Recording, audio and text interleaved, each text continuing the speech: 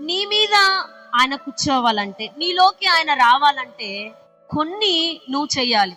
దేవుడు తన శిష్యుల్ని ఇద్దరిని పిలిచి ఇద్దరిని పంపిస్తున్నారు, వారే పంపబడిన వారు. హల్లెలూయా. తన శిష్యుల్ని పంపుతూ అంటాడు, మీరెళ్ళి అక్కడ గాడిద కట్టబడి ఉంటది, ఆ గాడిదకున్న కట్లు విప్పి నా యొద్దకు తోలుకొని రండి. హల్లెలూయా, హల్లెలూయా.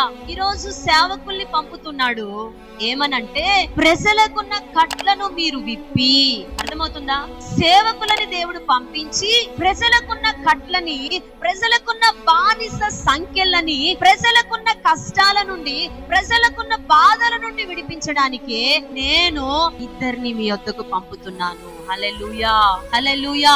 వారెళ్ళి మీకు ఏం చేస్తారంటే గాడిదకున్న కట్లు విప్పి దేవుని వద్దకు తీసుకొస్తారు. హల్లెలూయా, హల్లెలూయా.